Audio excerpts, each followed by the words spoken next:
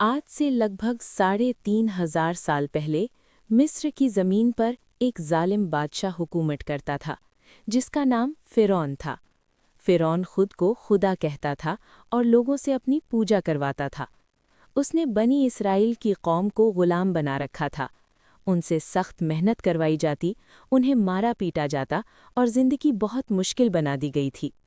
एक दिन फ़िरौन ने सपना देखा कि बनी इसराइल में एक बच्चा पैदा होगा जो उसकी हुकूमत को ख़त्म कर देगा।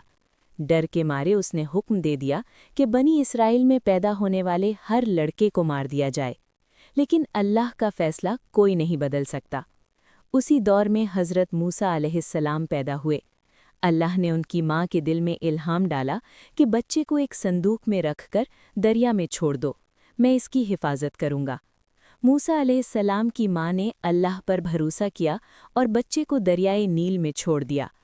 दरिया की लहरें उस संदूक को फ़िरौन के महल तक ले गईं। फ़िरौन की बीवी आसिया ने उस बच्चे को देखा और बहुत प्यार आ गया। उन्होंने कहा, इसे मत मारो, ये हमारी आँखों की ठंडक होगा। इस तरह अल्लाह ने मूसा अलैहिस्सलाम को दुश्मन के घर में ही पाला। जब मूसा अलैहिस्सलाम बड़े हुए तो अल्लाह ने उन्हें नबूवत दी। अल्लाह ने उन्हें फ़िरौन के पास भेजा और कहा कि उसे सच्चाई की दावत दो और बनी इसराइल को आज़ाद करने को कहो। मूसा अलैहिस्सलाम अपने भाई हारून अलैहिस्सलाम के साथ फ़िरौन के दरबार में गए। मूसा अलैहिस्सलाम ने अल्लाह की ताकत से चमत्कार दिखाए। उनकी लाठी सांप बन जाती और उनका हाथ चमकने लगता। लेकिन फ़िरौन घमंड में अंधा था। उसने सच्चाई मानने से इनकार कर दिया और जुल्म और बढ़ा दिया। आखिरकार अल्लाह के हुक्म से मूसा अलैहिस्सलाम बनी इसराइल को लेकर रात में मिस्र से निकल पड़े। फ़िरौन अपनी फ़ौज के साथ पीछा करने लगा।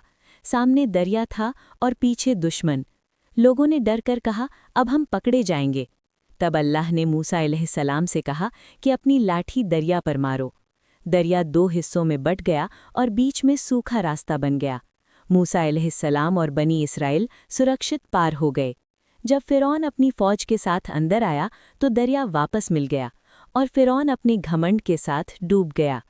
इस वाक़ये से हमें सबक मिलता है कि अल्लाह पर भरोसा रखने वाला कभी नाकाम नहीं होता और जुल्म और घमंड का अंजाम हमेशा बुरा होता है।